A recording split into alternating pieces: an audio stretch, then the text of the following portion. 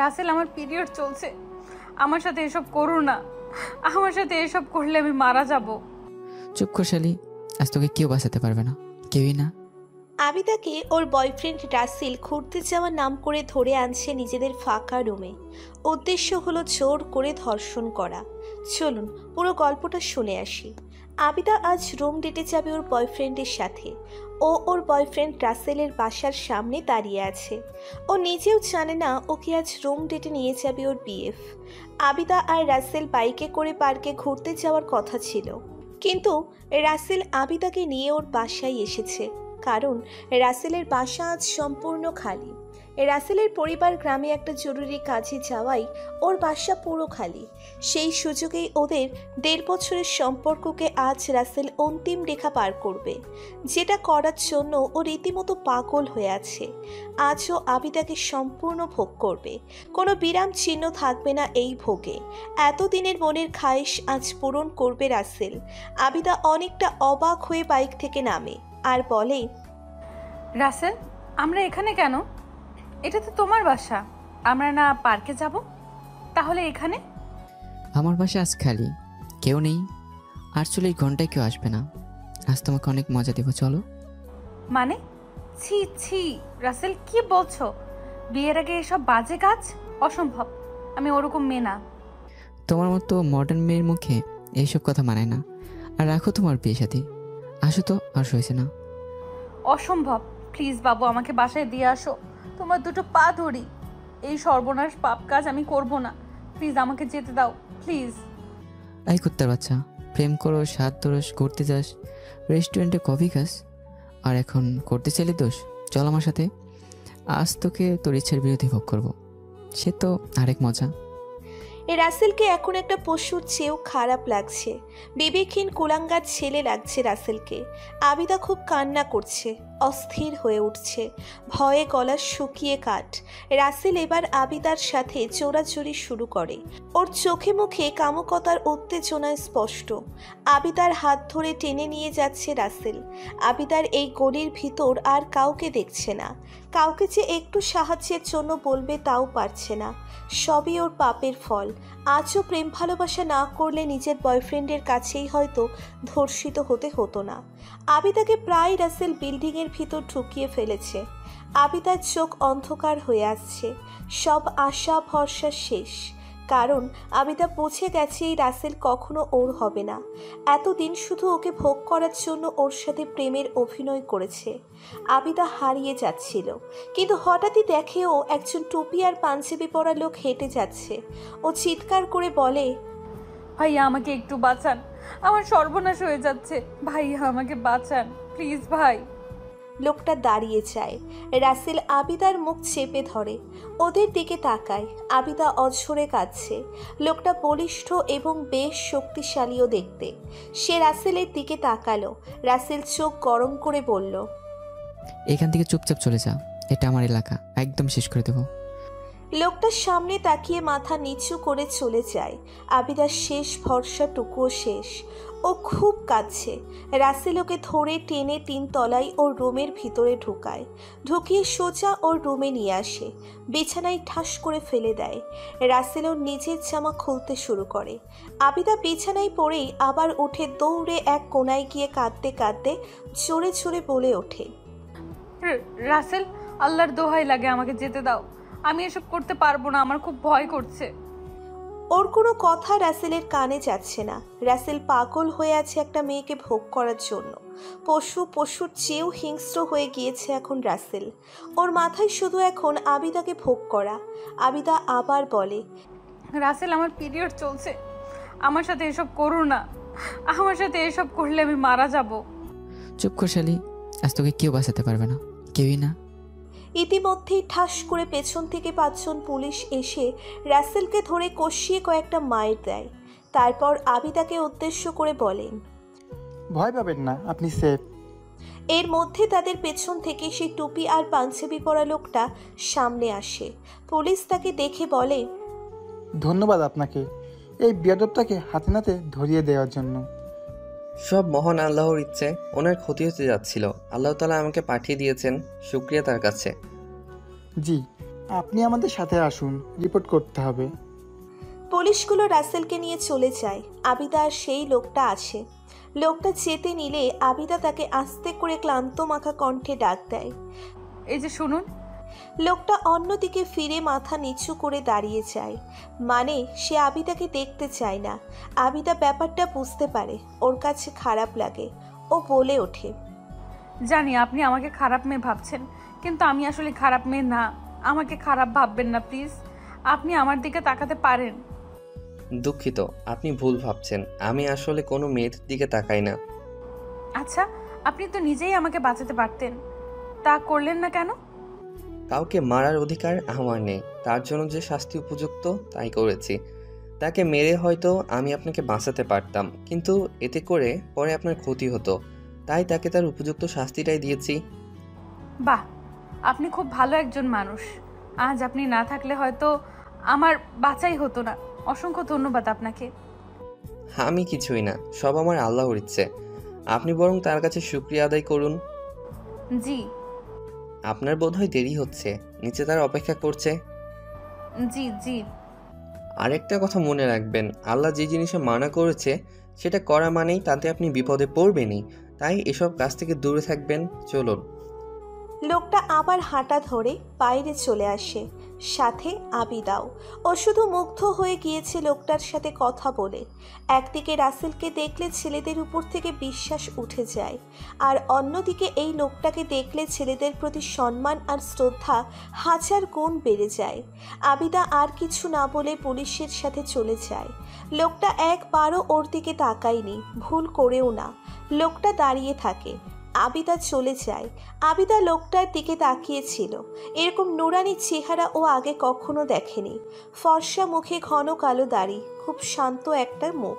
সন্ধ্যায় আবিদা বাসায় ফিরে আসে। কারোর সাথে কোনো কথা বলে না। ওর মুড একদম খারাপ। রাতে না খেয়ে চুপচাপ শুয়ে পড়ে, কিন্তু ঘুম তো আসে না। খুব কান্না আসে ওর, নিজেকে আটকে রাখতে পারে না, কান্নায় ভেঙে পড়ে। ও এরকম একটা পশুকে এতদিন ভালোবেসে এসেছে তাও জানতই না। কান্না করতে করতে ওর সেই লোকটার কথা মনে পড়ে। লোকটার কথা মনে পড়তেই ওর কেন জানি নিজের উপর ঘৃণা কাজ করে। আবিদা নিজেকে আয়নায় গিয়ে দেখে, মডার্ন মেয়ে বলে যাকে তাকে সেই রকমই লাগছে। চুলে কালার করা, নখে নেইল পালিশ, চোখে লেন্স, টাইট জামা, আরও কত কি। এই মডার্ন হওয়াই আজ ওকে শেষ করে দিচ্ছিল। কিন্তু সেই ভদ্রলোক আজ না আসলে হয়তো ওকে আর খুঁজেও পাওয়া যেত না। হয়তো কাল সকালে কোনো নর্দমায় ওর লাশ পড়ে থাকতো। আবিদার নামাজ রোজা কোনো কিছুর সাথেই ওর সম্পর্ক নেই। বাবা মা তাদের চাকরি নিয়ে ব্যস্ত। অনার্স ফার্স্ট ইয়ারে পড়ুয়া আবিদা এতটা বছর মডার্ন হয়েই কাটিয়েছে।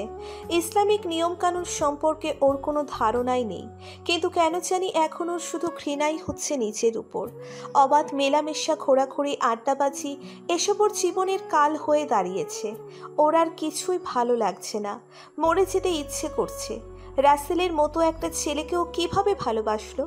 আবিদা কাঁদতে কাঁদতে এক সময় ঘুমিয়ে পড়ে, কিন্তু ওর মনের মধ্যে সেই লোকটাকে আর একবার দেখা করার জন্য ইচ্ছে হয়। অনিশ্চিত এই ইচ্ছে নিয়েই আবিদা ঘুমিয়ে পড়ে। এরপর কয়েকদিন চলে যায়। আবিদা নিজেকে রুমের ভিতর বন্দি করে ফেলে।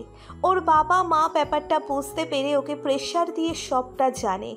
ওর বাবা সিদ্ধান্ত নেয় ওকে খুব দ্রুত বিয়ে দিয়ে দিবে। তার এক বন্ধুর ছেলের সাথে আবিদার বিয়ে দিতে চাচ্ছে। আবিদা ওর বাবাকে বলে কিছুটা সময় নেয়, কারণ ও সেই লোকটার সাথে একটু দেখা করতে চায়। লোকটার প্রতি কেন জানি ও আকর্ষিত হচ্ছে। ওর মনে শান্তি পাচ্ছে না। আবিদা এতদিন বাসা থেকে বের হয়নি, আজ বের হয়েছে ভার্সিটি যাবে বলে। ও গেট থেকে বের হলেই পাশের বাসার গেট থেকে সেই লোকটা বের হয়। আবিদা পুরো অবাক। ও দৌড়ে সেই লোকের কাছে যায় আর বলে, আপনি এখানে? লোকটা থেমে যায়। আজও সে অন্যদিকে ফিরে তাকিয়ে আছে। আবিদার দিকে তাকায়নি। সে আস্তে করে বলে, দুঃখিত, আমি আপনাকে চিনতে পারিনি। পারবেনই বা কিভাবে? আমার দিকে একবার তাকালেই না চিনতেন। আচ্ছা যাই হোক, আমিই বলছি, আমি সেই মেয়েটা যাকে আপনি একটা খারাপ ছেলের হাত থেকে বাঁচিয়েছিলেন, পুলিশে দিয়েছিলেন। মনে পড়েছে? জি পড়েছে। আপনি এখন ভালো আছেন তো? জি আছি। আমি এখন খুব খুশি জানেন। না, কেন? আসলে আপনাকেই খুঁজছিলাম, এইভাবে দেখা হবে ভাবিনি। আপনি কি এই বাড়িতে থাকেন? আজ সকালে এসেছি। বাহ, এটা আমাদের বাড়ি। আপনার আর আমার বাসা একদম পাশাপাশি। হো, আচ্ছা ভালো থাকবেন, আমি আসি, একটু কাজ আছে। আরে দাঁড়ান দাঁড়ান, আপনার নামটাই তো জানা হলো না। আপনার নাম কি? জি, সাদমান আহমেদ। বাহ, খুব সুন্দর নাম। আমি আদিবা চৌধুরী। আচ্ছা, তাহলে আসি আমি, ভালো থাকবেন। আসসালামু আলাইকুম। ওয়ালাইকুম আসসালাম। সাদমান চলে যায়, রীতিমতো ভাগে আর কি। আবিদা ঠিক বুঝতে পারছে সাদমান ওর সাথে কথা বলতে কমফোর্ট ফিল করে না। আবিদা সাদমানের চলে যাওয়ার দিকে তাকিয়ে আছে। নুরানি চেহারার এই লোকটাকে দেখলে আবিদা কেন জানি সব ভুলে যায়। এরকম পরহেজগার লোকের সংস্পর্শে আবিদা কখনো আসেনি। আতরের তীব্র ঘ্রাণটা এখনো ওর নাকে লেগে আছে। এ যেন মন ভোলানো ঘ্রাণ। আবিদা এরপর ভার্সিটিতে চলে আসে। ভার্সিটিতে যাওয়ার পর আবিদার বেস্ট ফ্রেন্ড মহিমা আবিদাকে দেখে দ্রুত ওর কাছে ছুটে আসে আর অস্থির হয়ে বলে, দোস্ত, তুই কই ছিলি?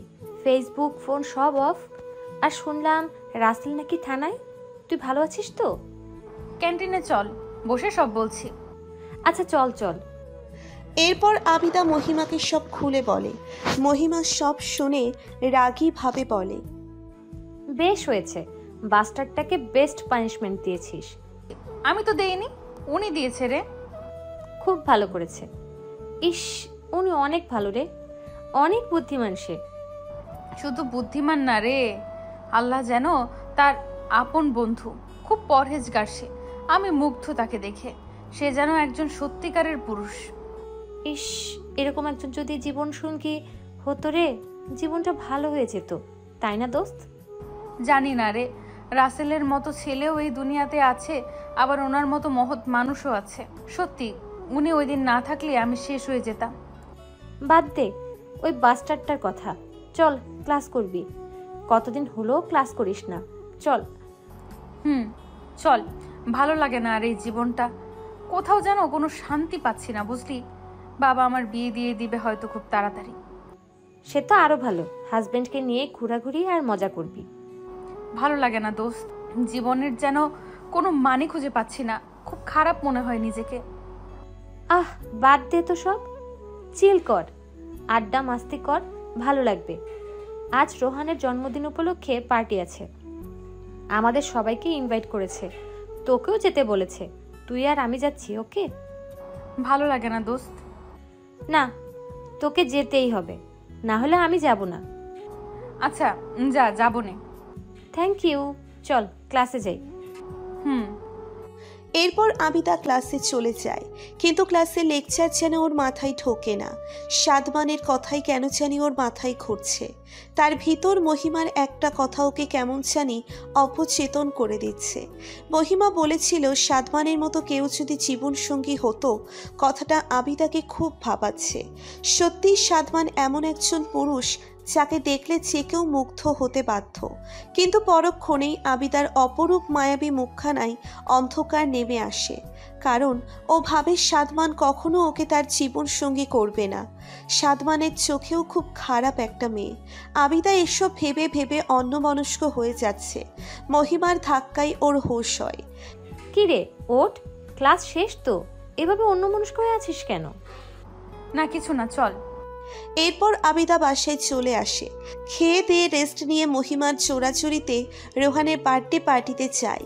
পার্টি শেষে আবিদা আগেই বেরিয়ে আসে। ও গাড়িতে উঠতে যাবে, অমনি দেখে সাদমানকে। আবিদা স্তব্ধ হয়ে দাঁড়িয়ে আছে। এই স্তব্ধতা মুগ্ধতার। আবিদা দেখে সাদমান একটা বয়স্ক লোককে ধরে রাস্তা পার করে দিচ্ছে। এরপর আবিদা আরও আশ্চর্য হলো, কারণ সাদমান লোকটার হাতে ভালোই টাকা দিল। লোকটা নিতে চায়নি, তাও দিল। বৃদ্ধ লোকটা সাদমানের মাথায় হাত বুলিয়ে দিয়ে খুব খুশি হয়ে আস্তে আস্তে হেঁটে চলে গেল। আবিদার বুঝতে বাকি নেই বৃদ্ধ লোকটা অসহায় গরিব একজন মানুষ। আবিদার চোখে সাদমানের জন্য সম্মান, শ্রদ্ধা আর অনেক ভালো লাগা বেড়ে গেল। আবিদা আড়ালে সরে দাঁড়ায়। সাদমান একটা রিক্সা নিয়ে চলে যায়। আবিদাও একটা হাসি দিয়ে গাড়িতে করে চলে আসে। বাসায় আসার পুরোটা সময় আবিদা শুধু সাদমানের কথাই কথাই ভাবছিল। ভাবতে ভাবতে অতল বিষণ্ণতাই হারিয়ে যাচ্ছিল। আবিদার মন চাই ওর এই সময় যদি সাদমানের মতো বা ঠিক সাদমানই যদি ওর হাতটা ধরতো সারা জীবনের জন্য। আবিদা শুধু ভাবছে আর ভাবছে। এভাবে সেদিন বাসায় পৌঁছেও রাতটাও সাদমানের কথা ভেবেই কেটে যায়। পরদিন খুব ভোরে হঠাৎই আবিদার ঘুম ভেঙে যায়। চোখ মেলে তাকিয়ে দেখে অন্ধকার, তবে দিনের আলো বের হবে হবে বলে। আবিদার যে ঘুম ভাঙলেও তার উৎস খুঁজতে লাগলো। অসম্ভব সুন্দর মন মুগ্ধকর সুরেলা কণ্ঠে কেউ কোরআন তিলওয়াত করছে। তার সুরের জোরেই আবিদার ঘুম ভাঙল। আবিদা এই মধুর তিলওয়াত কে করছে খুঁজে দেখে ওর পাশের বাসার ঠিক ওর জানালার সামনে সাদমান তার রুমে বসে কোরআন শরীফ তিলওয়াত করছে। আবিদা পর্দা সরিয়ে জানালা একটু ফাঁকা করে সাদমানকে কোরআন পড়তে দেখছে আর শুনছে। সাদমানের প্রতি টানে যেন আবিদার বুক ফাটিয়ে দিচ্ছে। আবিদার চোখ দিয়ে কেন জানি টপ টপ করে অশ্রু ঝরছে। আবিদা কাঁপছে আর সাদমানের কোরআন তিলওয়াত শুনছে। এত মধুর তিলওয়াত যে আবিদার মন প্রাণ সব শান্ত হয়ে গিয়েছে। এভাবে প্রায় 5-6 দিন চলে যায়। আবিদা খুব ভোরে উঠে জানালার পাশে বসে সাদমানের কোরআন তিলওয়াত শোনে। ও যেন এই মধুর সুরের মায়ায় পড়ে গিয়েছে। সাদমানের এই মধুর তিলওয়াত না শুনলে আবিদার ভালো লাগে না, সব কিছু কেমন জানি লাগে। এভাবেই আবিদার দিন যাচ্ছিল আর ও সাদমানের প্রতি ক্রমশ দুর্বল হচ্ছিল। ভালো লাগা ভালোবাসায় আর অনেক সম্মানে পরিণত হচ্ছিল। কিন্তু হঠাৎ একদিন, আদিবা, অনেকদিন হয়েছে আর না, কাল আমার বন্ধু ছেলে তোকে দেখতে আসবে, তুই রেডি থাকিস। আবিদা মুহূর্তেই যেন আকাশ থেকে পড়ে। তাহলে সাদমান? ও তো সাদমানকে ছাড়া থাকতে পারবে না, অসম্ভব। আবিদা ওর বাবার কাছে গিয়ে অসহায়ভাবে বলে, বাবা, আমি তোমাকে অনেক সম্মান করি এবং ভালোবাসি, কিন্তু আমি তোমার বন্ধুর ছেলেকে বিয়ে করতে পারবো না। কি? কেন? কারণ আমি একজনকে ভালোবেসে ফেলেছি। এবার আমি কোনো খারাপ ছেলেকে ভালোবাসিনি। বাবা, আমি তাকে ছাড়া বাঁচবো না। আমার তাকে চাই সারা জীবনের জন্য। আদিবা, আমার মান সম্মান সব তোর ওপর। তুই কি বলছিস? আমি আমার বন্ধুকে কথা দিয়েছি, আর তুই এর মধ্যে কাকে ভালোবেসেছিস?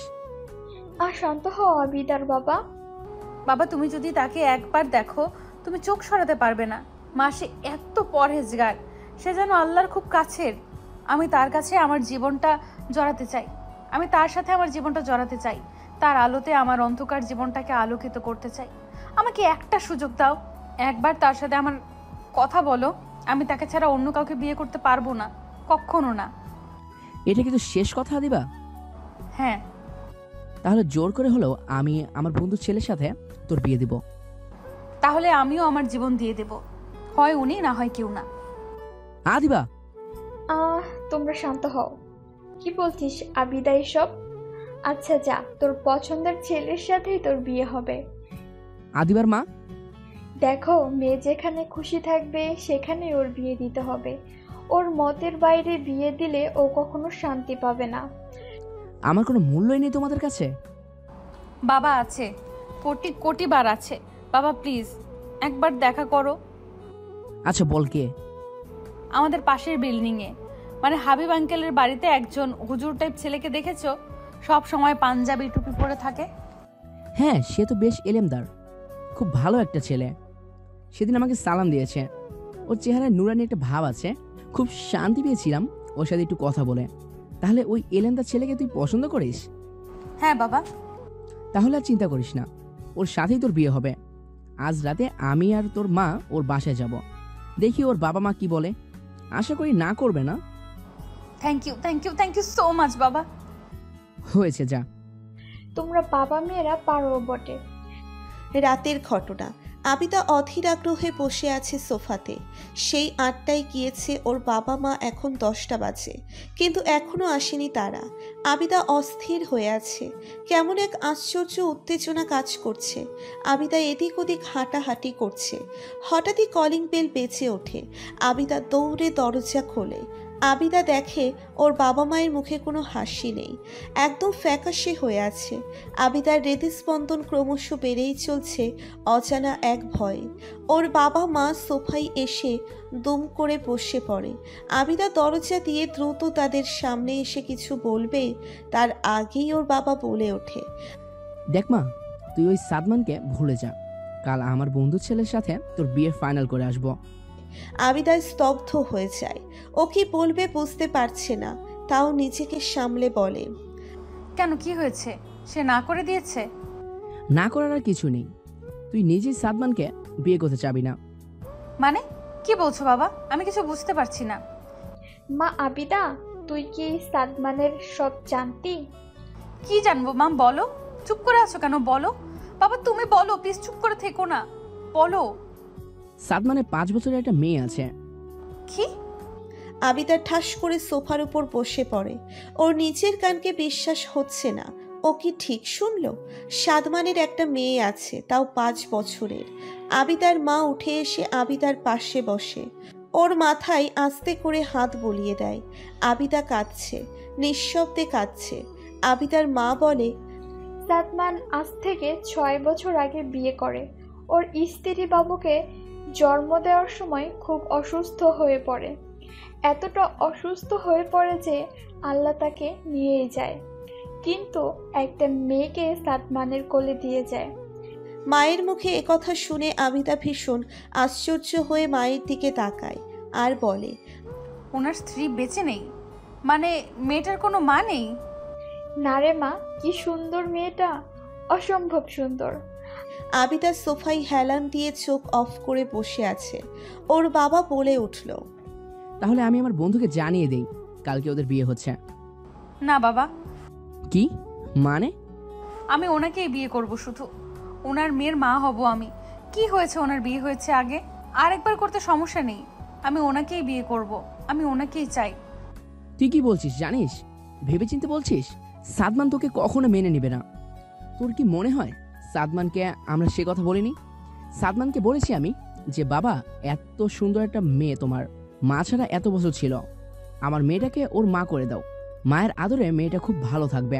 কিন্তু সাদমান স্পষ্টভাবে বলে দিয়েছে ও কখনো আর কাউকে বিয়ে করতে পারবে না। ও ওর স্ত্রীকে প্রচণ্ড ভালোবাসে, দ্বিতীয় কাউকে ভালোবাসার প্রশ্নই ওঠে না। আবিদা স্তব্ধ হয়ে আছে, কি বলবে আর। অনেকক্ষণ চুপচাপ বসে থেকে আবিদা বলে ওঠে, বাবা আমি চেষ্টা করব, আমি চেষ্টা করতে চাই। ওনার মতো একজন মানুষের স্ত্রী হওয়া ভাগ্যের ব্যাপার। আমি ওনার স্ত্রী হয়েই ছাড়বো, দেখো। শুধু তোমরা একটু সাপোর্ট দিও, আর কিছু চাই না। আমরা দুজন তো সব সময় তোর পাশে আছি। দেখ ছেলেটা রাজি হয় কি না। আমার তো খুব ভালো লেগেছে ছেলেটাকে, কি অমায়িক আচরণ। এরকম একটা জামাই আমাদের বাড়ির হলে সবার জন্য ভালো। ঠিক বলছো আদিবার মা। আদিবা যা, দোয়া করে দিলাম মা তোকে জিতে আসবে। থ্যাংক ইউ বাবা। পরের দিন সাদমানের বাসায় কলিং বেলের শব্দ। সাদমানের মা দরজা খুলে তাকিয়ে দেখে আবিদা, কিন্তু সে আবিদাকে চিনতে পারেনি। তাই তিনি বললেন, কে তুমি মা, কে দরকার? আন্টি আমি আদিবা, গতকাল আমার মা বাবা এসেছিল, ভেতরে আসতে পারি? ও মা তাই? হ্যাঁ আসো আসো।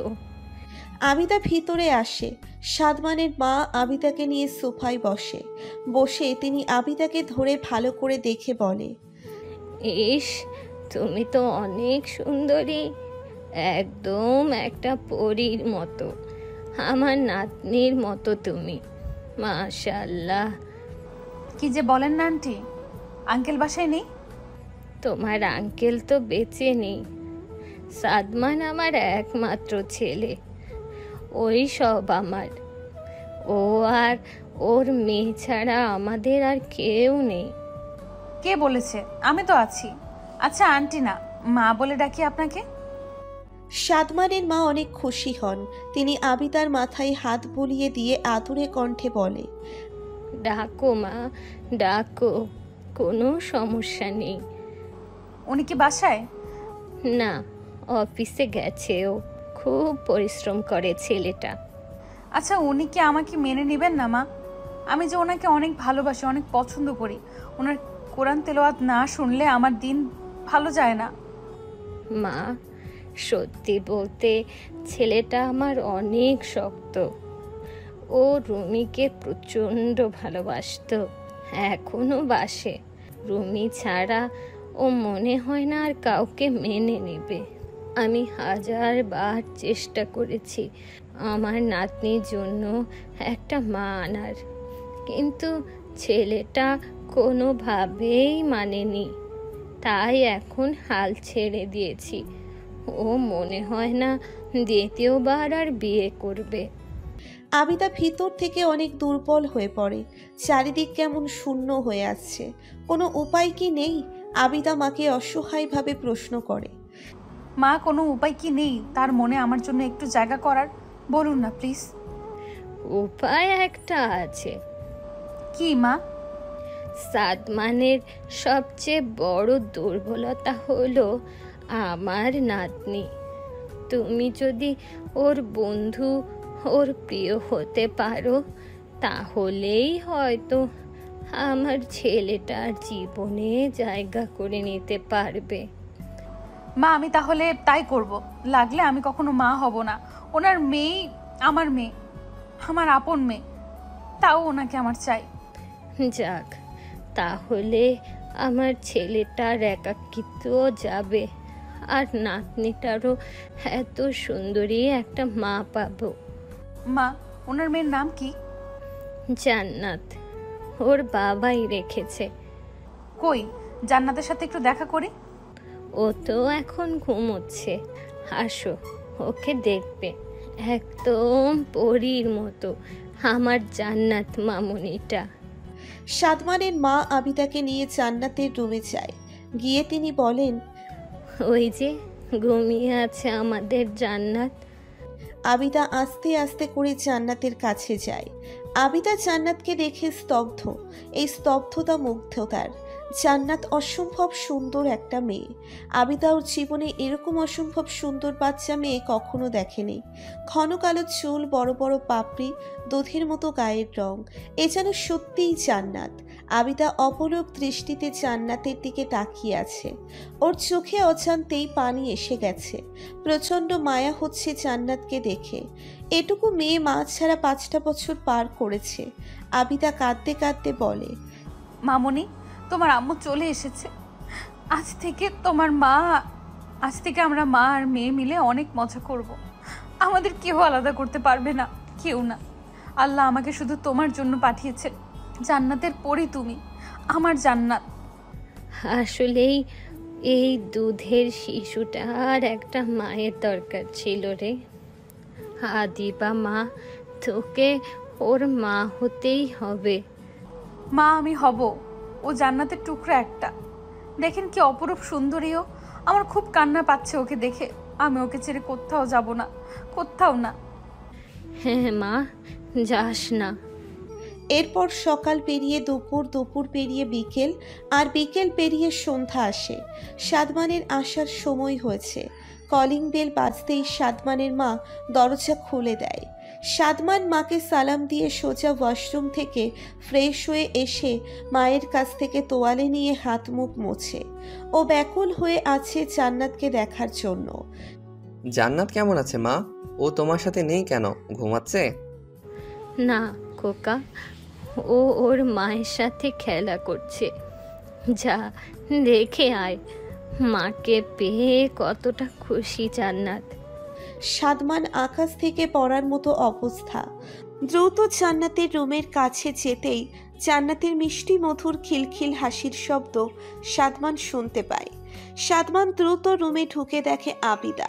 সাদমান বাকরুদ্ধ। ও দেখছে জান্নাতের চোখে মুখে উজ্জ্বলতায় ভরা। মেয়েটা যেন সত্যিই মাকে খুঁজে পেয়েছে। আবিদা সাদমানকে দেখে বলে, কি এসেছেন? কেমন আছেন? আপনি এখানে? আমি এখানে থাকবো না তো কে থাকবে? আমি তো জান্নাতের মা। জান্নাত আমার মেয়ে, আমার পরি মেয়ে। এসব কি বলছেন?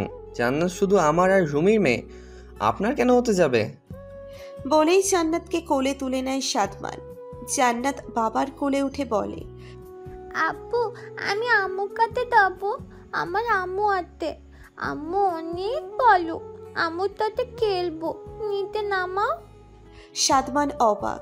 মেয়েকে নিচে নামিয়ে দেয়। মেয়ে সুন্দর করে গিয়ে আবিদাকে জড়িয়ে ধরে। আবিদাও জান্নাতকে বুকে জড়িয়ে ধরে আর সাদমানের দিকে তাকিয়ে হাসি আর বলে, এই দুধের শিশুটার মায়ের প্রয়োজন, মায়ের ভালোবাসা, আদর, স্নেহের প্রয়োজন। ওকে এ থেকে আলাদা করবেন না। আর কান খুলে শুনে রাখুন, ও আমারও মেয়ে আজ থেকে। আমি আপনাকে ছাড়া আর কাউকে বিয়ে করব না, আর জান্নাতকেও আমি কখনো ছাড়বো না। এখন আপনি ভাবুন, জান্নাতকে কষ্ট দিবেন নাকি আমাকে বিয়ে করবেন? সাদমান কি করবে, কি বলবে কিছুই বুঝতে পারছে না। সাদমান বলে ওঠে, জান্নাত মা, এদিকে আসো। উনি তোমার আম্মু না, আব্বুর কাছে আসো মা, আব্বুকে আদর দাও। না, এটা আমার আম্মু, আম্মুর সাথে খেলবো, তুমি দাও তো। সাদমান বিশ্বাস করতে পারছে না, কিন্তু ও এও বুঝতে পারছে যে সারাদিন একা থাকা মেয়েটা আবিদাকে পেয়ে অনেক খুশি। আবিদা জান্নাতের সাথে খেলা করছে, মজা করছে। জান্নাত খিলখিল করে হাসছে। সাদমান নিরাশ হয়ে বাইরের ড্রয়িং রুমে এসে সোফায় বসে।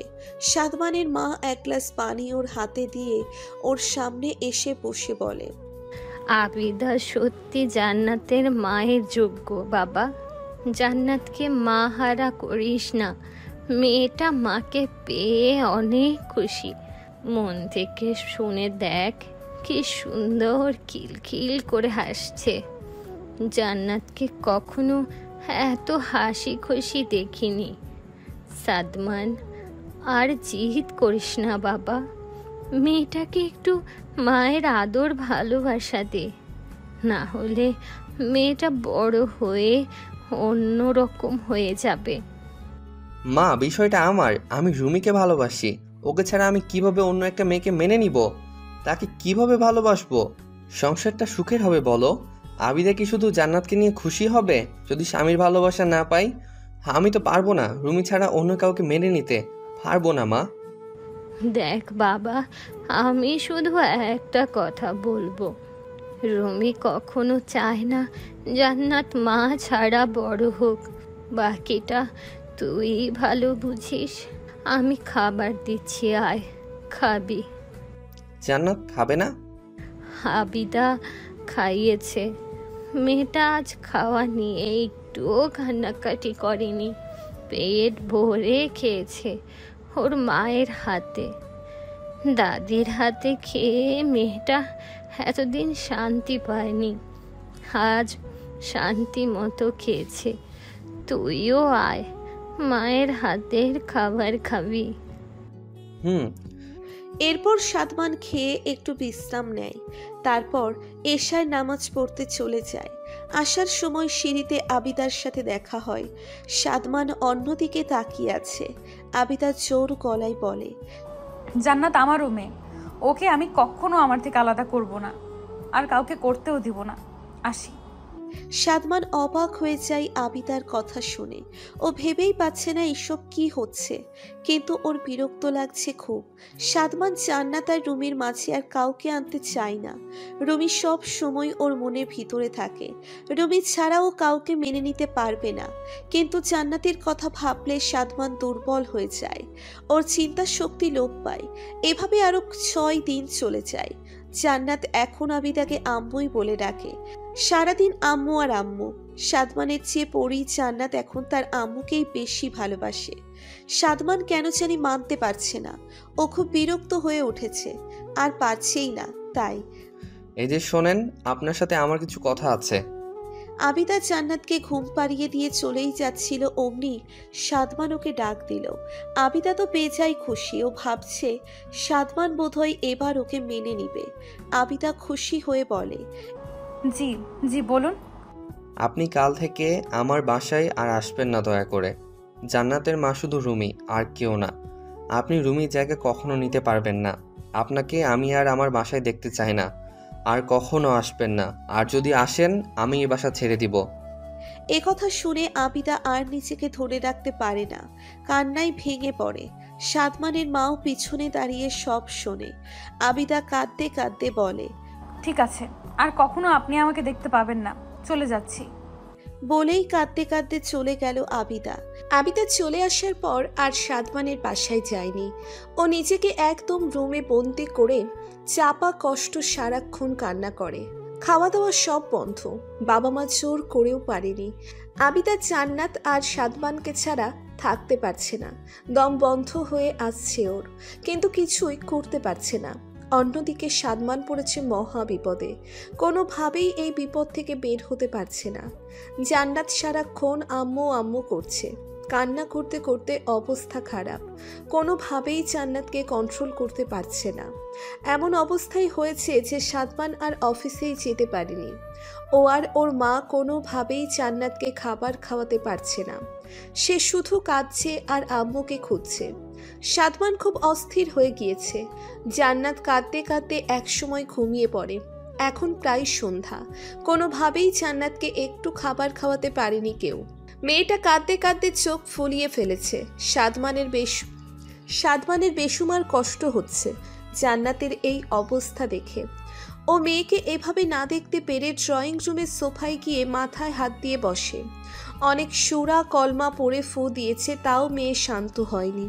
তার আবিদা চাই, তার মায়ের কোল চাই, তার মায়ের স্পর্শ চাই, তার মায়ের আদর চাই। হঠাৎই সাদমান, কি হয়েছে মা, কি হয়েছে, তাড়াতাড়ি বলো।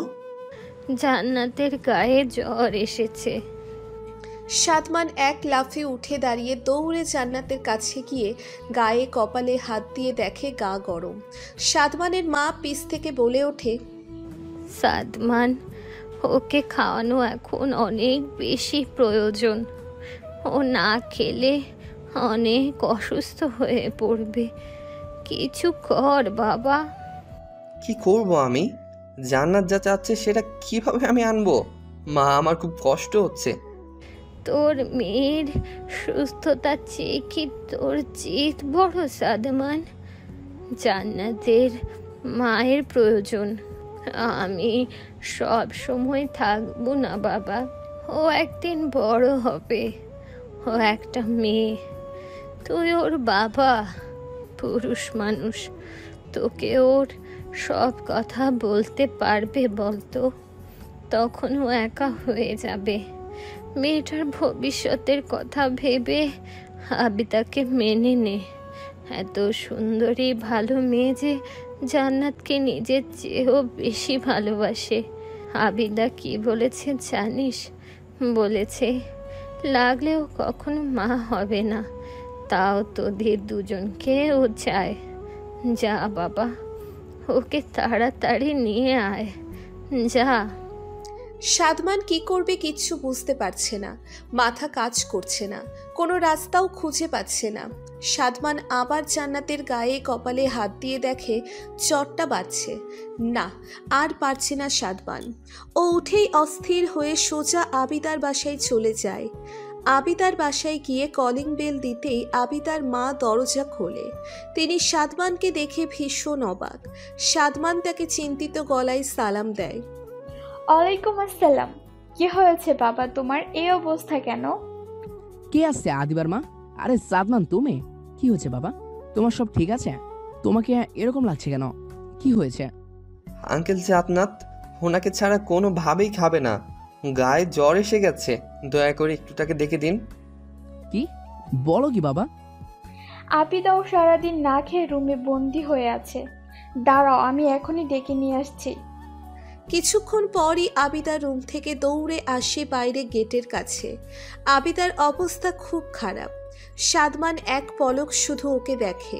আবিদা এসে বলে, কি হয়েছে, কি হলো বলুন।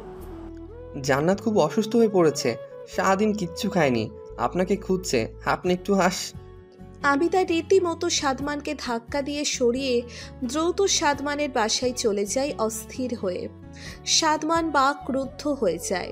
ও দ্রুত ওর বাসার দিকে ফেরে। এসে দেখে জান্নাত ঘুম থেকে উঠে গেছে। আবিদা আর জান্নাত দুজনেই কান্না করছে, একে অপরকে জড়িয়ে ধরে। থাক, পরিটা আমার কান্না করে না। এই যে আম্মু চলে এসেছি, আর কখনো যাব না। তুমি খাওনি কেন আমার পরি? জান্নাত, ইস, গায়ে জ্বর উঠে গেছে। আহারে আমার আম্মুটা। থাক, আর কাঁদে না মা, আসো আমরা খাবো এখন। আম্মু আত্তে, আম্মু আত্তে, আম্মু আত্তে, তুমি কান্না করো না, আমি খাবো। গুড গার্ল, হা করো আম্মুটা। এরপর জান্নাতকে সুন্দর করে খাইয়ে দেয় আবিদা। সাদমান আর ওর মা দাঁড়িয়ে সব দেখছে। আবিদা আর জান্নাত যেন ওদের দেখেই না। ওরা দুজন দুজনকে পেয়ে খুশিতে সব ভুলে গিয়েছে। সাদমান মুগ্ধ হয়ে সব দেখছে। ও সিদ্ধান্ত নিয়ে ফেলেছে শুধুমাত্র জান্নাতের জন্য আবিদাকে বিয়ে করবে, কারণ ও চায় জান্নাত এভাবে হাসি খুশি থাক, ভালো থাক। আবিদা জান্নাতকে খাইয়ে দিয়ে, ঔষধ খাইয়ে দিয়ে ওকে বুকে চড়িয়ে নিয়ে আদর দিয়ে ঘুম পাড়িয়ে দেয়। জান্নাত এখন অনেকটা সুস্থ। আবিদা জান্নাতকে শুইয়ে দিয়ে পাশে বসে ওর দিকে তাকিয়ে আছে। সাদমানের মা আস্তে করে আবিদার কাছে গিয়ে ওর কাঁধে হাত রাখে। আবিদা তার দিকে ফিরে তাকায়। মা অসহায়ভাবে বলেন, এ কি অবস্থা করেছিস মা তোর? জান্নাতের চেয়েও তোর অবস্থা খারাপ মনে হচ্ছে। মা কিছু খেতে দেন না, খুব খিদে লেগেছে। ওনার ওপর রাগ করে সারাদিন কিছু খাইনি। জান্নাতের জন্য মন কাঁদছিল, তাই খুব খিদে পেয়েছে। এভাবে বলিস না মা, বুকটা ফেটে যায়। আয়, আমি তোকে নিজ হাতে খাওয়াবো। আয় মা। আবিদা উঠে সাদমানের মায়ের সাথে খেতে আসে, আর আসার আগে সাদমানকে বলে, মায়ের কাছ থেকে মেয়েকে আলাদা করলে এরকমই হয়। জান্নাত আমারও মেয়ে। সাদমান চুপ করে আছে, কিছু বলার সাহস বা ইচ্ছে ওর নেই। ও এরপর নামাজ পড়তে চলে যায়। আজ সারাদিন অনেক ধকল গেছে ওর ওপর। আজকেও বুঝতে পেরেছে মায়ের গুরুত্ব অপরিসীম। দীর্ঘ 5টি বছর মেয়ের দেখাশোনা করেও সামান্য কয়টা দিনে মেয়েটা মায়ের মমতায় জড়িয়ে গিয়েছে। মারা আসলে এমনই, সন্তান মা ছাড়া ভালো থাকে না। যাদের কাছে মা নামক মানুষটা আছে তারা সত্যিই খুব ভাগ্যবান। তারা মা বলে ডাকতে পারে। মা এমন একজন যে সন্তানের সব কষ্ট নিমেষেই শেষ করে দেন। মায়ের ছায়াতলে সন্তান ধীরে ধীরে বড় হতে থাকে। দুনিয়ার যত কষ্ট, বিপদ কিংবা ঝড় সব মায়ের উপর দিয়ে যায়। তাও সন্তানকে এসব স্পর্শ করতে পারে না, শুধুমাত্র মায়ের জন্য। এই সেই মা যার অবস্থান আল্লাহ পাকের পরেই। মা ছাড়া এই দুনিয়ার আলো কখনো দেখা সম্ভব না। তাই মায়ের মতো বা মা বলে ডাকার মতো যদি একজন থেকে থাকে, জেনে রাখুন আপনি এই দুনিয়ার সবচেয়ে ভাগ্যবান, ভাগ্যবতী একজন মানুষ। মা পাগল হলেও সন্তানকে নিজের সাথে বেঁধে রাখে। একথা ভাবলে চোখের জল আর আটকানো যায় না। সেই মায়ের মনে যদি কেউ বিন্দু পরিমাণ আঘাত করে, তার জীবন ধ্বংস হতে অনিবার্য। বাবা মা উভয় প্রধান। তাদেরকে তিল পরিমাণ কষ্ট দেওয়া মানে আল্লাহকে কষ্ট দেওয়া। তাই আমরা এই কাজ থেকে সবাই বিরত থাকব। বাবা মাকে সব সময় আগলে রাখবো। মনে রাখতে হবে আজ আমি যা সব ওই আল্লাহ আর আমার বাবা মায়ের জন্য, না হলে আমার অস্তিত্বই থাকতো না। সাদমান জান্নাতের দিকে তাকিয়ে বসে আছে। রুমির মতো হয়েছে একদম, কিন্তু আবার আশ্চর্য হলেও সত্যি যে আবিদার সাথেও অনেক মিল আছে জান্নাতের। দুধের মতো গায়ের রং দুজনের, আর দুজনেরই মুখে মায়ায় ভরা। চোখগুলো সবচেয়ে সুন্দর। খাওয়া শেষে আবিদা আবার জান্নাতের কাছে আসে। সাদমানকে দেখেও না দেখার ভান করে সোজা জান্নাতের কাছে এসে গায়ে কপালে হাত দিয়ে দেখে জ্বর আছে কিনা। না, এখন আর জ্বর নেই। আবিদা জান্নাতের নরম তুলতুলে গালে একটা চুমু দিয়ে কিছুক্ষণ তাকিয়ে দেখে জান্নাতের টুকরা একটা। সাদমান বসে বসে সব দেখছে। ওর বুঝতে বাকি নেই আবিদা আপন মা না হলেও আপন মায়ের চেয়ে কোনো দিক থেকে কম না। আবিদা সাদমানের দিকে এক নজর তাকিয়ে চলে আসতে নেয়। সাদমানও উঠে বাইরে আসে। আবিদা শুনুন, কিছু কথা আছে আপনার সাথে। দেখুন, আমার মেয়েটা আজ সারাদিন অনেক কষ্ট পেয়েছে। আমি আর ওকে কষ্ট দিতে পারবো না। আপনি না করলেও আমি বেহায়ার মতো আমার মেয়ের কাছে চলে আসব। আমি আর কিচ্ছু শুনতে চাই না। বেহায়ের মতো আসতে হবে না, জান্নাতের মা হয়ে একবারে আসিয়েন। কি বললেন বুঝিনি। এভাবে বিয়ে ছাড়া আমার বাসায় যাওয়া আসা করতে হবে না, ব্যাপারটা ঠিক না। তাই কালকে আপনাকে বিয়ে করে জান্নাতের মা করে একেবারে এই বাসায় নিয়ে আসবো। আপনি কি সত্যিই বলছেন নাকি আমি স্বপ্ন দেখছি? জি, সত্যি বলছি। জান্নাতের মা হওয়ার সব যোগ্যতা আপনার আছে। ও মা, তুমিও কি শুনছো? উনি আমাকে বিয়ে করবে, আমি জান্নাতের মা হব। তুমি শুনছো? সাদমানের মাও খুশিতে চোখের জল ছেড়ে দিয়ে মাথা নাড়িয়ে হ্যাঁ বলে। আবিদা তাকে জড়িয়ে ধরে খুশিতে। হঠাৎই সাদমান বলে ওঠে, কিন্তু আমার কিছু শর্ত আছে, যা না মানলে এই বিয়ে সম্ভব না। কি শর্ত? আপনাকে সম্পূর্ণ ইসলামিক নিয়মকানুন মেনে চলতে হবে। মডার্ন কোনো কিছু করা বা পড়া যাবে না, মানে খোলামেলাভাবে চলাফেরা করা যাবে না। জানি আপনি পারবেন না, তাও এই শর্ত না মানলে। আমি রাজি, লাগবে না আমার ওই নরকের জীবন। ওখানে কোনো শান্তি পাইনি আমি, আমার শান্তি আপনারা। আমি সব শর্তে রাজি, তবে আমারও যে একটা শর্ত আছে। কি শর্ত? আপনি আমাকে ঠিক আপনার মতো পরহেজগার বানাবেন, আমাকে কোরআন পড়া শেখাবেন, একদম আপনার মতো বানাবেন আমাকে। কি রাজি? সাদমান ছোট একটা হাসি দিয়ে বলে রাজি। সাদমানের মা বলে ওঠে খুশিতে, মাশাআল্লাহ আবিদা মা, যা তোর বাবা মাকে খুশির সংবাদটা দিয়ে আয়, গিয়ে বল পাথর গলে গিয়েছে। আবিদা খুশিতে মাকে জড়িয়ে ধরে, তারপর দ্রুত বাসায় চলে যায় এবং গিয়ে সব বলে। এরপর দিন সত্যি সত্যি আবিদা আর সাদমানের বিয়ে হয়, সম্পূর্ণ ইসলামিক নিয়মে। আবিদার বাবা সাদমানকে তাদের বাসায় এসে থাকতে বলে, কিন্তু সাদমান সম্পূর্ণ নাকচ। সে তার বাসায় আবিদাকে নিয়ে থাকবে, সে যা আয় করে তাতেই সবার আনন্দে চলে যাবে। আবিদা আজ অসম্ভব খুশি, আজ ওর খুশি আজ হিসেবের বাইরে। জান্নাতের মতো একটা মেয়ের মা হওয়ার স্বপ্ন ওর সেই বুঝে ওটার পর থেকেই ছিল। আর সাদমানের মতো আল্লাহর ইবাদতকারী স্বামীকে পাওয়া তো সবচেয়ে বড় ভাগ্যের ব্যাপার। আবিদার খুশি যেন আজ শেষ হচ্ছে না। ও সাদমানের রুমে অনেক অজানা ইচ্ছে আর স্বপ্ন নিয়ে বসে আছে, অপেক্ষা শুধু সাদমানের। আবিদার এই খুশি সত্যিই কি টিকে থাকবে, নাকি আয়নার মতো ভেঙে যাবে? এখন অপেক্ষা শুধু সাদমানের। আবিদার মাথায় হাজারো চিন্তা লাটিমের মতো ঘুরপাক খাচ্ছে, মাঝে মাঝে উত্তেজনায় উৎফুল্ল হচ্ছে। আজ ওর জীবনের একটা বিশেষ রাত, সাদমানের মতো একজনের কাছে ওর সবটা দিয়ে দিবে।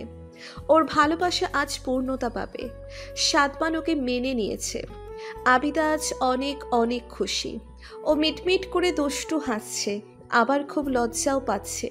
ও আবার মনে মনে বলছে, ইস, আজ আমাকে অপ্সরাদের মতো লাগছে, উনি দেখি তো অজ্ঞানী হয়ে যাবে। তাহলে আদর করবে কে? ধুর, কে যে বলি না আমি, এখনো আসে না কেন উনি? উফ, আবিদার অপেক্ষার প্রহর যেন শেষই হয় না। একটু পরে সাদমান রুমে আসে। আবিদা দ্রুত উঠে সাদমানের পা ধরে সালাম করতে নেয়। সাদমান আবিদাকে আটকে দিয়ে বলে, ছি ছি, এই কি বলছেন? এটা ঘোর পাপ, আর কখনো এ কাজ করবেন না। একমাত্র আমার আল্লাহ ছাড়া আর কখনো কারোর সামনে মাথা নিচু করবেন না, ভুলেও না। মুখ দিয়ে শুধু সালাম দিলেই হবে, এসব কুসংস্কার আর পাপ। আচ্ছা সরি, আমি এতদিন ভুল জানতাম, তাহলে সালাম দিচ্ছি। আসসালামু আলাইকুম। ওয়ালাইকুম আসসালাম। আবিদা সালাম দিয়ে আবার চুপচাপ বিছানায় গিয়ে ঘোমটা টেনে বসে পড়ে। ওর হৃদস্পন্দন ক্রমশ বাড়ছে, অজানা খুশি ওকে উত্তেজিত করছে। অনেকটা সময় গেল, কিন্তু আবিদার ঘোমটা সাদমান ওঠাচ্ছে না, এমনকি ওর কাছেও আসছে না। আবিদা আস্তে করে বলে ওঠে, এই যে আপনি কই, আমাকে দেখবেন না? আমার ঘোমটাটা তুলুন, আপনার জন্য খুব সুন্দর করে সেজেছি, বেশি মেকআপ করিনি, জানি আপনার পছন্দ না, একদম হালকা করেছি। আমি মেকআপ ছাড়াই অনেক সুন্দরী, একটু ঘোমটাটা তুলে দেখুন। ক্ষমা করবেন, আমি আপনাকে দেখতে পারবো না। আমি আমার রুমি ছাড়া কারো দিকে তাকাতে পারবো না, কখনো না। আমি আপনার বিবাহিত স্ত্রী, আপনার সামনে আমি 24 ঘন্টা থাকবো। আপনি কতক্ষণ আমাকে না দেখে থাকবেন? ভালোভাবে বলছি, এসে দেখেন আমাকে, না হলে কিন্তু বাপের বাড়ি চলে যাব, পাশেই আছে, পরে জান্নাত আবার কান্না করবে। না না, কি বলছেন? কিন্তু কোনো কিন্তু নাই, আমি আপনার বিবাহিত স্ত্রী, আমাকে দেখবেন না এটা কোনো কথা? আপনি আমাকে আরবি শিখাবেন, নামাজ পড়া শিখাবেন, তখন কি অন্যদিকে তাকিয়ে ভূতেদেরকে শিখাবেন? সাদমান মনে মনে ভাবে, আসলেই তো, সে তো সব সময় এখন আমার সামনে থাকবে, আর এখন সে তো আমার স্ত্রী, তাকে না দেখে উপায় নেই। আচ্ছা, তুলে দিচ্ছি আপনার ঘুমটা। তুললেই হবে না, মন ভরে দেখতেও হবে। এরপর সাদমান আবিদার কাছে এসে বসে। আবিদার বুক ধুকপুক ধুকপুক করছে। সাদমান আস্তে করে ওর ঘোমটাটা তুলে নেয়। আবিদা আস্তে করে ওর চোখ খুলে সাদমানের দিকে তাকায়। সাদমানও আবিদার দিকে হাঁ করে তাকিয়ে আছে।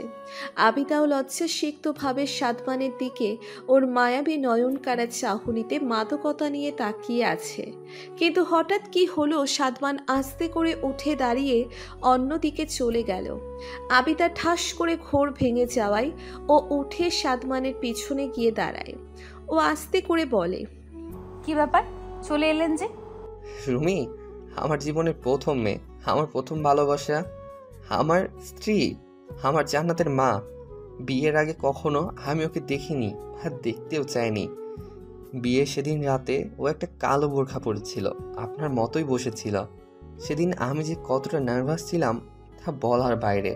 আমি আস্তে করে ওর সামনে বসি। ও সেদিন আমার সামনে ওর বাবা ছাড়া শুধু আমার সামনে ওর নিকাব তোলে। বিশ্বাস করবেন না, আমি মনে হয় জান্নাতের কোনো অপ্সরীকে আমার সামনে দেখি। ওকে কখনো কেউ দেখেনি, একটা অপরিচিত পুরুষের চোখ ওর উপর কখনো পড়েনি। সেদিন প্রথম আমি ওকে দেখে ওর মায়ে পড়ে যাই, ভালোবেসে ফেলি। আমি সেদিন কতক্ষণ ওকে দেখেছি জানি না।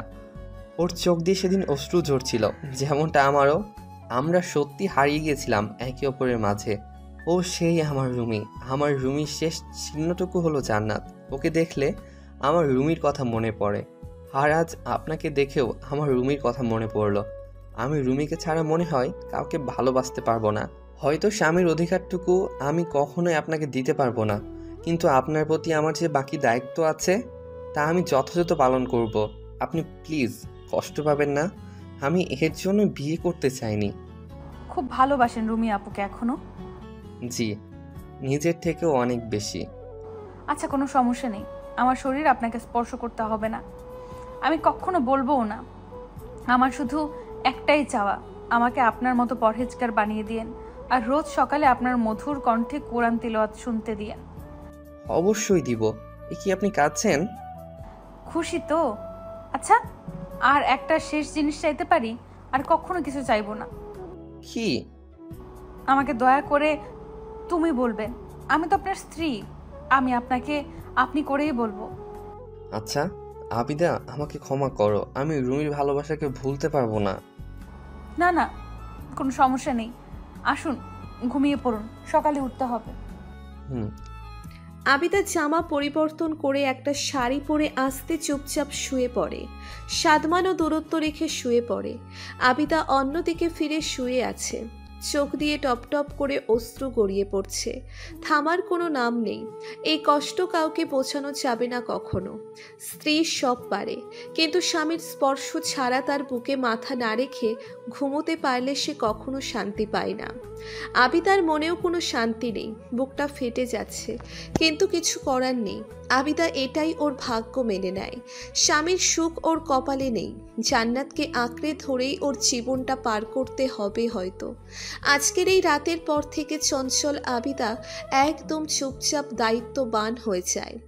জান্নাত তার মাকে পেয়ে খুব খুশি। আবিদাও সারা দিন জান্নাতকে নিয়ে থাকে।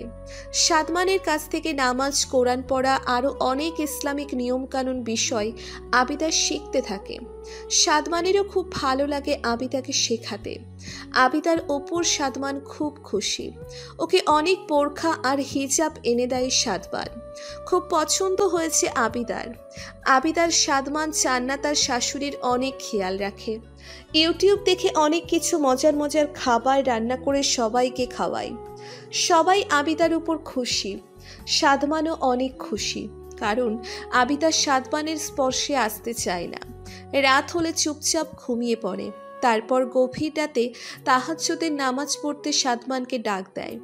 সাদমানের বেশ ভালোই লাগে, কিন্তু কেন জানি ওর মনে হতো আবিদার মনে শান্তি নেই।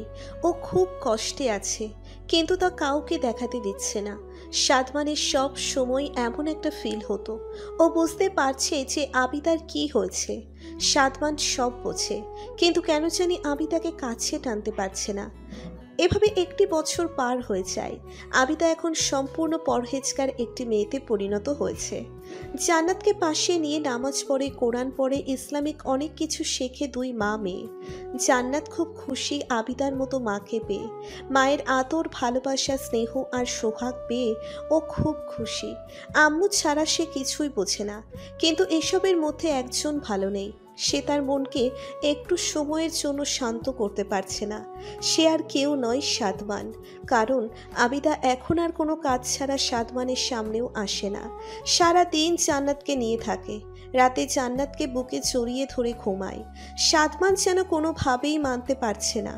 আবিদা ওর সাথে হেসে খেলে কথা বলে না, অনেকটা চুপচাপ হয়ে গিয়েছে। সাদমানের স্পষ্ট মনে আছে আবিদাই গত 1 বছরে অনেকবার ওর কাছে আসতে চেয়েছে, খুব পাগলামিও করেছে একটু, আবার সাথে সাথে ক্ষমা চেয়েছে আবিদা, কিন্তু সাদমান কাছে টেনে নেয়নি ওকে। সেই থেকেই আবিদার সাদমানের কাছে তেমন যায় না, ওকে নিয়ে কিছু বলেও না। সাদমানের কেন জানি ভালো লাগছে না, আবিদার প্রতিও দুর্বল হয়ে গিয়েছে, তাতে সন্দেহ নেই। আবিদা যেভাবে সবার যত্ন করে তাতে ওকে ভালো না বেশি উপায় নেই। সাদমানের ক্ষেত্রেও তাই হয়েছে। রুমির স্মৃতিটাকে বুকের মাঝে চাপা দিয়ে দিয়েছে আবিদার যত্ন, স্নেহ আর অসীম ভালোবাসা। আবিদা প্রতিনিয়ত সাদমানকে মুগ্ধ করেছে। সাদমান যা বলে তা অক্ষরে অক্ষরে মেনে চলে আবিদা, কিন্তু তাও সাদমান আবিদাকে ওর উপর অধিকার দেয়নি। এখন আবিদার সরে পড়ায় সাদমান কেমন জানি শান্তি পাচ্ছে না। আবিদার সাথে একা কথা বলতে গেলেও ব্যস্ততা দেখিয়ে সরে যায়। সাদমান একা হয়ে পড়ে, কিন্তু আবিদার এই পরিবর্তন এত শক্ত কেন তাই ও বুঝতে পারছে না। একদিন গভীর রাতে সাদমানের হঠাৎ ঘুম ভেঙে যায়।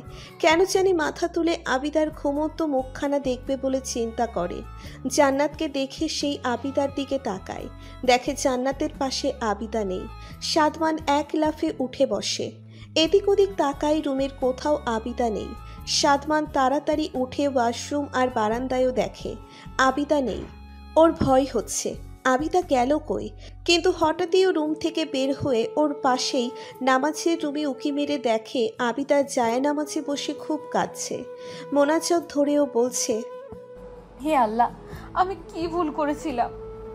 তোমার একজন প্রিয় বান্দাকে ভালোবেসেছি, তার মেয়েকে ভালোবেসেছি, সবাইকে আপন করে নিয়েছি, কিন্তু যাকে এতটা ভালোবাসলাম সেই আমাকে আপন করে নিল না। হে আল্লাহ, আমি তো একটা মেয়ে, আমি এখন তার স্ত্রী, আমারও যে এখন মা হতে ইচ্ছে করে, আমারও গর্ভে তার সন্তান নিতে ইচ্ছে করে। সে কি তা বুঝবে না? কত গিয়েছি তার কাছে, কত পাগলামি করেছি, তাও সে আমার ইচ্ছেটা বোঝেনি, নেয়নি আমাকে আপন করে। একটা মেয়ে যদি মা না হতে পারে, এর চেয়ে বড় কষ্ট আর জীবনে কিছুই নেই। তার গর্ভে ধরা সন্তান যখন মা বলে ডাকে, সে ডাক দুনিয়ার শ্রেষ্ঠ ডাক। জান্নাতকে আমি আমার প্রথম মেয়ে মানি, আমার কলিজার টুকরাও। আমি কখনো ওকে অন্যজনের মেয়ে মনে করিনি, সবসময় আমার মেয়েই ভাবি ওকে। ছোটকাল থেকেই ওর মতো একটা পরীর মতো মেয়ের স্বপ্ন ছিল আমার, যা তুমি আমাকে দিয়েছো। তাই অনেকটা সময় আমি মা হওয়ার কোনো ইচ্ছে মনে আসতে দেইনি, কিন্তু এখন যা আমারও মা হতে ইচ্ছে করছে, মা হওয়ার সেই স্বাদটা গ্রহণ করতে ইচ্ছে হচ্ছে। আমার নিজের সন্তান আর জান্নাতকে নিয়ে বাকি জীবনটা পার করতে ইচ্ছে হচ্ছে তোমার পথে, কিন্তু আমি কি মা হতে পারবো না আল্লাহ? তাকে ভয়েও এই ইচ্ছার কথা বলতে পারছি না। সে যদি ভাবে জান্নাতের মূল্য আমার কাছে কমে যাবে, কিন্তু সে তো জানে না জান্নাতকে আমি আমার প্রথম সন্তান ভাবি, আর সারা জীবনই ভাববো। ওকে কখনো বলবো না যে আমি ওর আপন মা না, কিন্তু সে কখনো তা বুঝবে না। তাই হয়তো সে চায়নি আমিও মা হই, আমার সন্তানকে নিজের হাতে বড় করি, তাকে তোমার পথে চলার জন্য মানুষের মতো মানুষ করি। খুব ইচ্ছা হয় আল্লাহ, কিন্তু কিছুই আমার ভাগ্যে নেই। না স্বামীর ভালোবাসা, না নিজের একটা সন্তান, কিছুই আমার ভাগ্যে নেই। তাই জান্নাতকে বুকের সাথে আঁকড়ে ধরে ছারখার হওয়া আমার বুকটাকে শান্ত করি, কিন্তু এ শান্ত যেন ক্ষণিকের জন্য আল্লাহ। মা হতে ইচ্ছে করে শুধু, শুনেছি তোমার পরেই মায়ের সম্মান সবচেয়ে বেশি। হে আল্লাহ, আমি মা হতে চাই, আমি আমার স্বামীর একটু ভালোবাসা চাই, দাও না আল্লাহ আমাকে, তুমি তো পরম দয়াশীল, আমাকে একটু দয়া করো। সাদমানের চোখ দিয়ে অঝরে অশ্রু ঝরছে। ও আবিদাকে বুঝতে পারেনি, আবিদা কি চেয়েছে এতদিন তাও বুঝতে পারেনি, ও বোঝার চেষ্টাও করেনি। মা হওয়া যে প্রতিটা মেয়ের সবচেয়ে বড় স্বপ্ন, তাও ভুলেই গিয়েছে। সাদমান বুঝতে পেরেছে আল্লাহ ওকে ইচ্ছে করেই এখানে এনেছে, যাতে ও আবিদার মনে লুকিয়ে থাকা সত্য কথাগুলো সব শুনতে পারে। কারণ একজন বান্দা আর সবার সাথে পারলেও আল্লাহর সাথে তার সামনে কখনো মিথ্যা বলতে পারবে না। সাদমান আর এক মুহূর্ত সময় নষ্ট না করে নামাজের রুমে ঢুকে আবিদাকে শক্ত করে কাঁদতে কাঁদতে ওর বুকের সাথে জড়িয়ে ধরে। আবিদা ভয় পেয়ে যায় আর অনেক আশ্চর্য হয়। জীবনে আজ প্রথম সাদমান আবিদাকে স্পর্শ করেছে। আবিদাও খুশিতে সাদমানকে জড়িয়ে ধরে। সাদমান কাঁদতে কাঁদতে বলে, আবিদা, আমার ভুল হয়েছে, আমি বুঝতে পারিনি তোমাকে। আমি রুমির জন্য অন্ধ ছিলাম। তোমার প্রতি আমার অবহেলা যে তোমাকে এত কষ্ট দিচ্ছিল তা আমি বুঝতে পারিনি। আজ আল্লাহ আমাকে সব বুঝিয়ে দিল। তোমার সব মনের কথা আমি শুনেছি। তোমার সব ইচ্ছা আমি পূরণ করব। আবিদা, তুমি মা হবে, আমাদের সন্তান হবে। তোমাকে ভালোবাসবো আমি, আর কখনো অবহেলা করব না। দয়া করে আমাকে মাফ করে দাও। তুমি মাফ না করলে আল্লাহ কখনো আমাকে ক্ষমা করবে না। ছি ছি, কি বলছেন? আমি একটুও রাগ করে নেই আপনার উপর। মাফ তো সে কবেই করে দিয়েছি। আপনাকে চোখের সামনে দেখি এই অনেক। শুধু একটু আপনার ভালোবাসা আর আমাদের সম্পর্কের একটা চিহ্ন চাই, আমাদের সন্তান। আমি কখনো জান্নাতকে তিল পরিমাণও কম ভালোবাসবো না। ও আমার কাছে জান্নাতের টুকরা। সত্যি বলছি, ওদের দুজনের মাঝে কোনো ভেদাভেদ হবে না। সব শুনেছি আমি আবিদা, তুমি যা চাবে ঠিক তাই হবে। খুব ভালোবাসি আপনাকে, খুব। আপনারাই আমার সব। আপনাদের ছাড়া আমি শূন্য।